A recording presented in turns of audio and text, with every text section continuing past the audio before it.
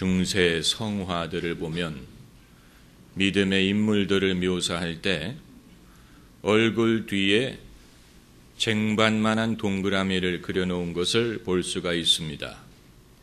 이것이 소위 헤일로 또는 광채를 묘사하는 것입니다. 신앙의 인물에게는 이와 같이 얼굴에 광채가 났으리라는 그들의 생각을 반영한 것입니다. 이것은 오늘 성경 구절에서 유래가 된 것입니다. 모세가 시내산에서 40일을 보내고 십계명 돌판을 가지고 내려올 때 그가 하나님의 영광을 보았기 때문에 그 얼굴에서 광채가 났다는 데서 비롯되는 것입니다. 사람들이 눈이 부셔서 그 얼굴을 볼 수 없었다고 했습니다. 그래서 모세는 사람들 앞에 설 때는 얼굴에 수건을 썼습니다. 그런데 신약 성경의 고린도 후서를 읽어보면 그 이면의 스토리를 말하고 있습니다. 처음에는 모세의 얼굴에 광채가 났기 때문에 수건을 썼는데 시간이 지나갈수록 그 광채가 사라지기 시작한 것입니다. 그래서 처음에는 광채 때문에 수건을 썼지만 나중에는 광채가 사라졌다는 사실을 백성들에게 숨기기 위하여 수건을 썼다는 것입니다. 그러니까 불쌍한 모세는 한 번 시내산에 올라갔다가 일평생 얼굴에 수건을 쓰는 신세가 됐다는 얘기인데 이 사건은 우리에게 많은 것을 시사합니다.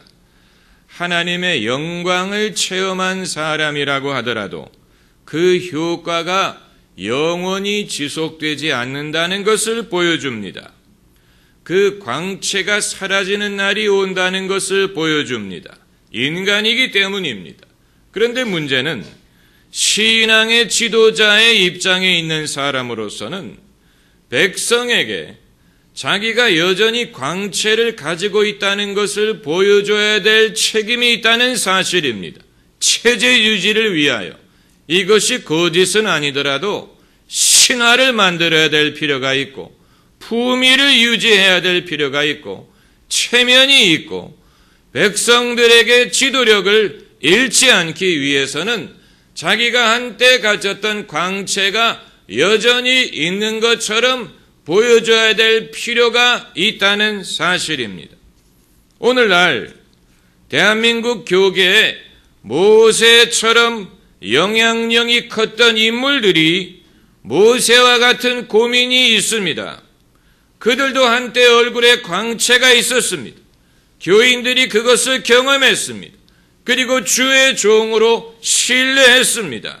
그런데 그 광채가 영원히 지속되는 게 아니었습니다. 결국 사라지기 시작했는데 어떤 경우에는 빨리 사라지는 경우도 있었습니다. 그러나 그 사실을 목회자도 받아들이려고 하지 않았고 성도들도 받아들이려고 하지 않았습니다. 그렇기 때문에 광채는 이미 사라졌는데 여전히 있는 것처럼 행세할 수밖에 없었다는 것입니다. 목사도 그 사실을 알고 교인들도 그 사실을 알지만 그렇다고 해서 없는 것이 있는 것처럼 행세한다고 사라진 것이 돌아오는 것은 아닙니다. 그러다 보니까 어떤 문제가 발생하느냐면 과거에 하나님의 영광을 많이 경험한 교회일수록 허위와 거짓과 신화를 의지할 수밖에 없다는 것입니다.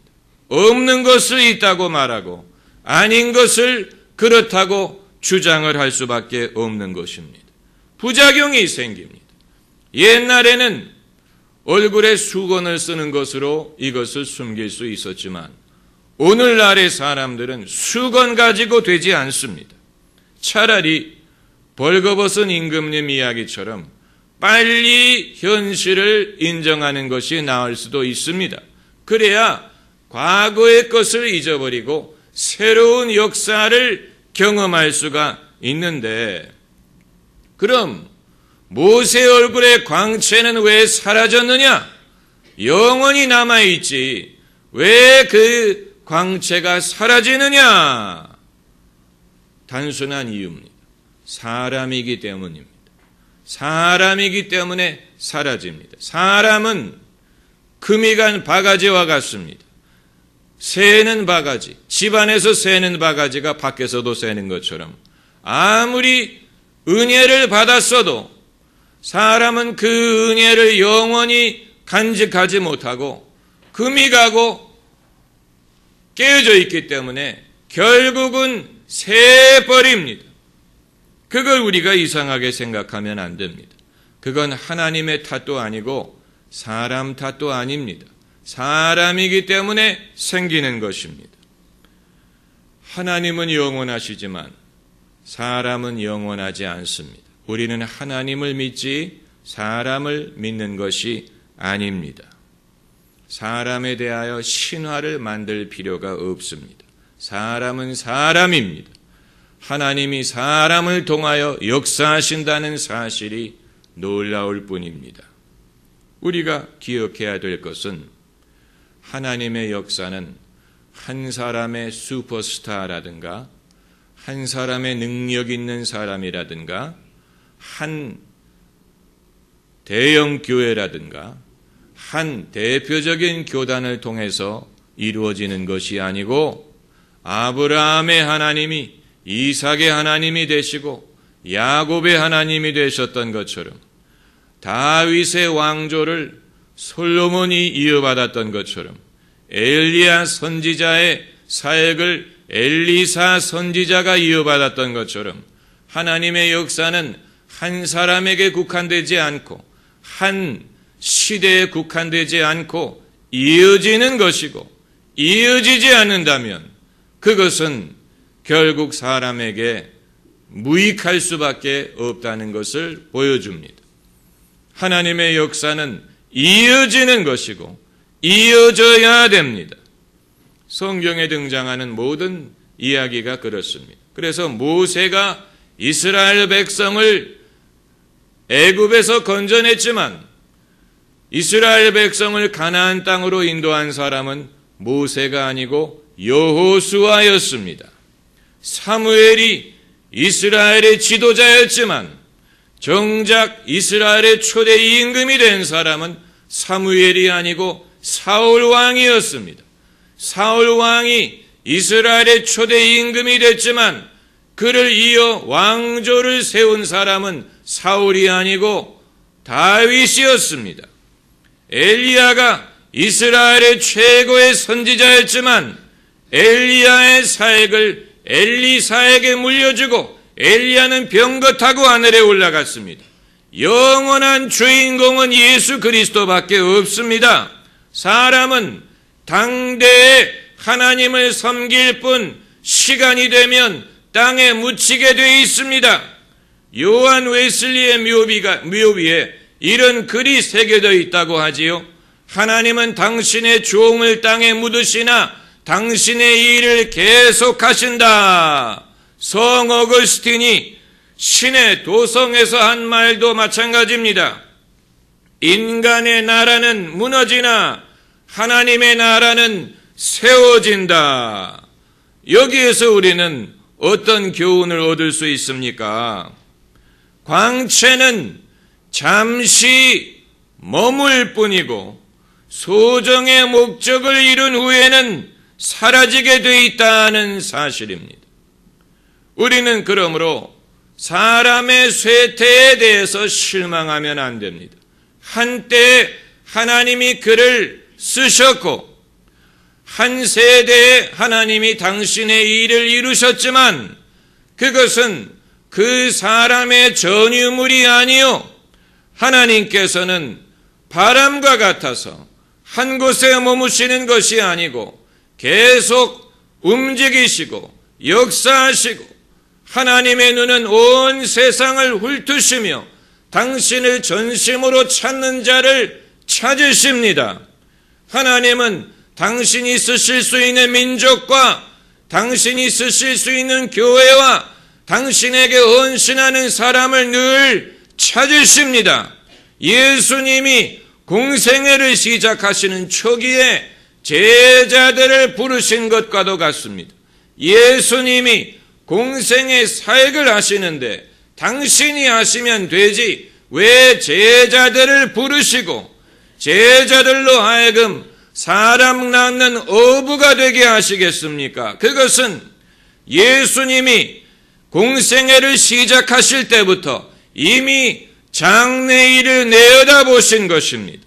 예수님은 영원히 이 땅에 계실 것이 아니고 3년 반 후에 십자가를 지시고 죽으시고 부활하시고 떠나가실 것을 알았기 때문에 그 이후의 일을 예비하기 위하여 예수님은 처음부터 사도들을 찾으시고 부르시고 훈련시키시고 믿음을 가르치시고 그들에게 성령을 기다리게 하시고 떠나가신 것입니다.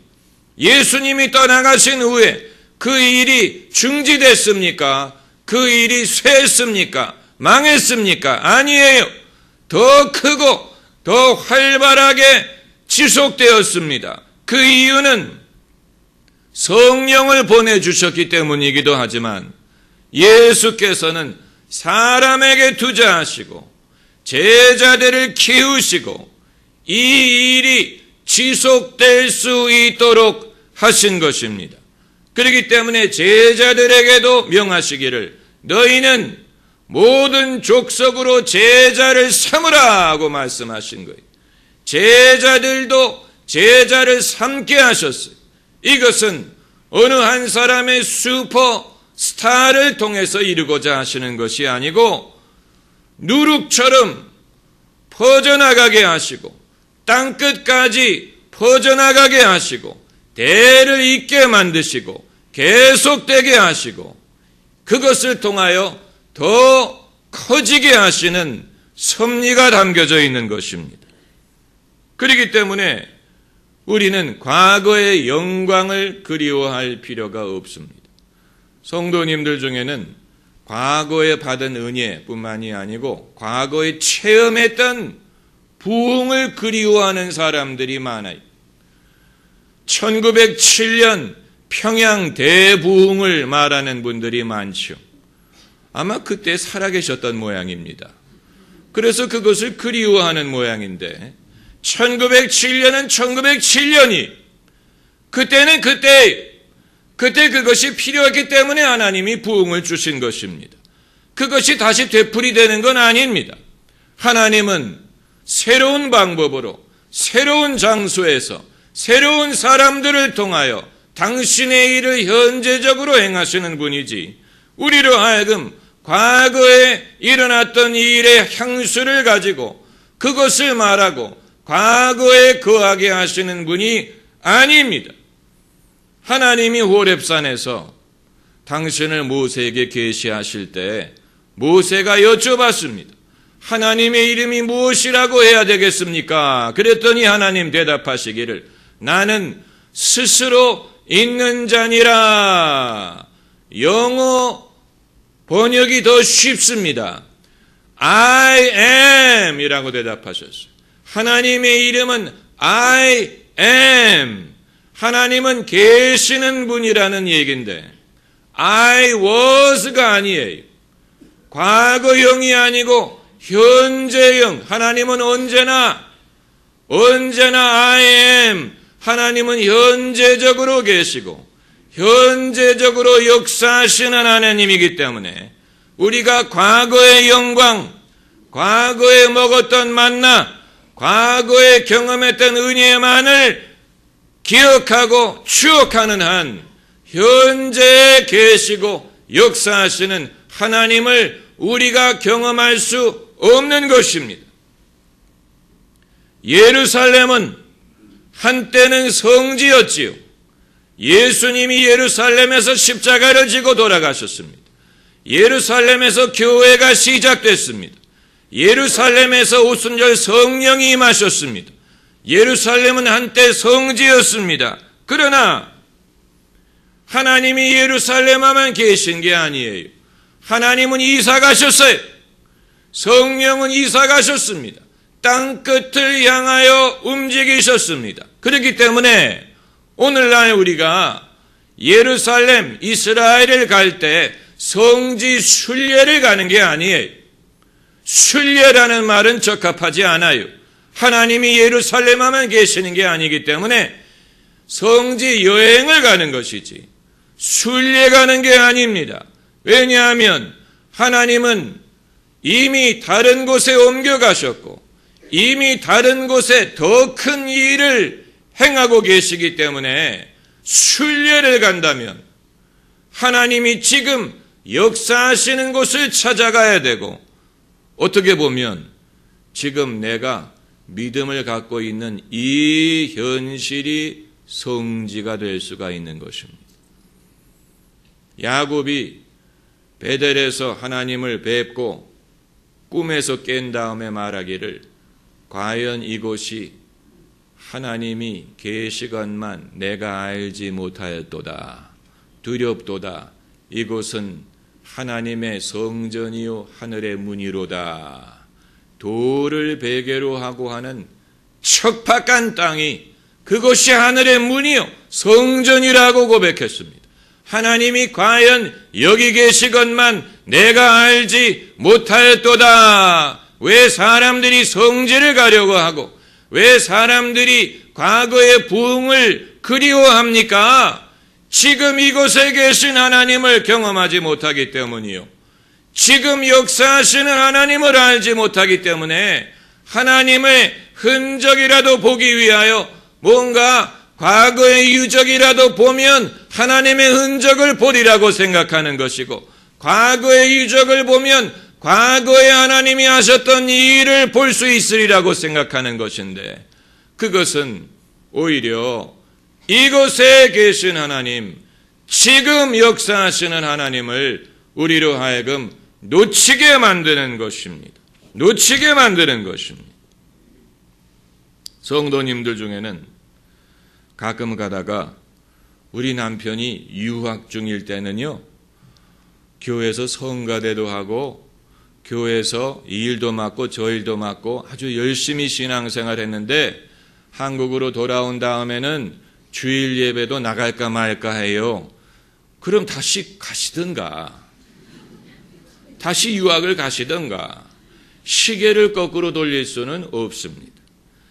유학 때는 유학 때고 지금은 지금이에요. 과거에는 하나님이 그렇게 역사를 하셨겠지만 지금 옛날에 하던 식으로 다시 성가대를 해야만 되는 것은 아니에요. 지금은 지금대로 하나님이 역사하시는 방법이 있고 우리에게 주시는 봉사의 일이 있다는 사실을 믿어야 됩니다. 하나님은 어제의 하나님이 아니요 지금의 하나님이에요. 지금 하나님이 행하시는 일을 우리는 얼마든지 찾아볼 수 있습니다. 저도 과거에 일어난 부흥 이야기 많이 들어봤습니다. 대한민국에는 70년대 중반에 큰 부흥이 일어나서 여의도 광장에 대형 집회가 많이 열리고 많은 사람들이 예수님을 믿게 되고 현재 대형 교회 대부분이 70년대에 탄생을 했지요. 미국에서도 1960년대, 70년대에 Jesus People이라고 큰 부흥이 일어난 적이 있습니다. 그런데 재미있는 것은 제가 어디를 가면 부흥이 막 끝났어요. 어디를 가면 과거에 이런 일들이 있었대. 그런데 끝났대. 참 이상한 일이 어디를 가면 사람들이 옛날 얘기를 해요. 옛날에 이런 일들이 있는데 지금은 끝났다고. 그래서 제가 내린 결론은 뭐냐면 남을 통해서 하나님이 하신 일을 찾으려 하지 말고 나를 통해서 하나님이 하시는 일을 찾아야 되겠구나 하는 것이었어요. 남을 통해서 하나님이 하신 일을 통해서 구경하려고 하지 말고 하나님이 나를 통해서 하실 일을 기다려야 되겠고 준비해야 되겠구나. 이게 더 어렵습니다. 남을 통해서 하신 일은 구경하면 됩니다. 구경하려는 사람들 많아요. 대학교 때 제 미국 친구 한 명은 토론토에서 부흥이 일어난다고 하니까 토론토까지 비행기 타고 쫓아가서 구경하고 또 플로리다에서 부흥이 일어난다고 하니까 플로리다까지 쫓아가고 이런 식으로 늘 쫓아가느라고 바빴는데 왜 자기 자신을 통해서 하나님이 하시는 일이 있으리라고는 생각을 하지 못했는지 모르겠습니다. 유명한 하키 선수가 이런 말을 했지요. 나는 공이 있는 곳으로 달려가지 않고 공이 있을 만한 곳으로 달려간다. 성령도 마찬가지. 하나님의 역사가 일어날 만한 곳으로 우리가 달려가고 준비를 해야 되는 것입니다. 그런 마음으로 우리가 살아야 됩니다. 언제까지 남을 통해서 일어나는 일만 부러워하고 그것을 구경하려고 하겠습니까? 그 사람이 믿음으로 산다면 나도 믿음으로 살 수 있습니다. 하나님이 그 사람을 통해서 역사하신다면 나를 통해서 역사하지 않는다는 법이 없습니다. 여러분, 남들은 나보다도 예수님을 더 믿기가 쉽다고 생각하십니까? 그것처럼 오해가 없습니다.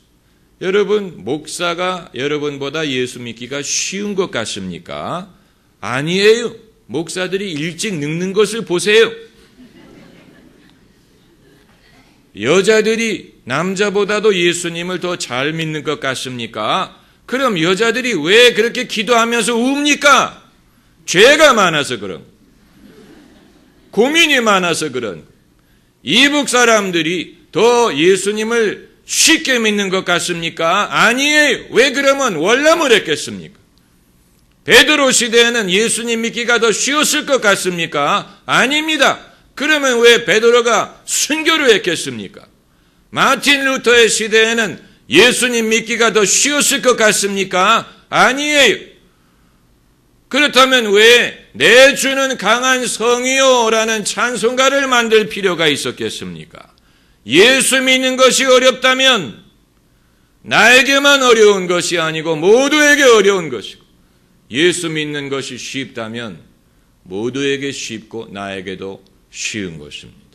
성경 말씀에 세상에 있는 너희 형제들이 동일한 고난을 당하는 줄을 알미라고 했습니다. 예외가 없습니다. 세상에 있는 형제들은 다 동일한 고난을 당하고 있습니다. 그 사람도 예외가 아니고 나도 예외가 아니에요. 내가 예수님을 잘 믿는 것이 어렵다는 말은 이것이 진정으로 귀중한 일이라는 것을 증명하는 것입니다. 이게 그냥 장난이 아니고 취미생활이 아니고 정말로 내 중심의 진실을 요구하는 것이라는 것을 보여주는 것입니다. 신앙생활은 취미생활이 아니에요. 그냥 인구 조사할 때 기독교인이라고 적을 수 있는 거기에서 끝나는 것이 아니고 정말로 나의 모든 노력과 나의 정성을 요구하는 것입니다. 하나님이 그것을 요구하시기 때문에 그런 것입니다. 우리는 믿어야 됩니다. 하나님의 은혜가 나에게 족하다는 사실, 남들에게, 아내에게만 족한 게 아니고 하나님의 은혜는 나에게 족하고 똑같은 하나님이기 때문에 하나님의 은혜는 지금 족합니다. 과거뿐만이 아니고 지금 하나님이 살아계십니다. 하나님이 돌아가신 게 아니에요. 하나님이 은퇴하신 게 아니에요. 하나님의 은혜는 지금 나에게 족합니다. 그렇기 때문에 남을 바라보지 말고 남의 실패를 보고 저 사람도 저러니 나도 저렇다. 절대로 그렇지 않습니다. 남이 그러니 나라도 잘 믿어야 됩니다. 나라도 오늘 정신을 차리고 주님을 쫓아갈 수 있습니다. 할렐루야. 기도하십시다.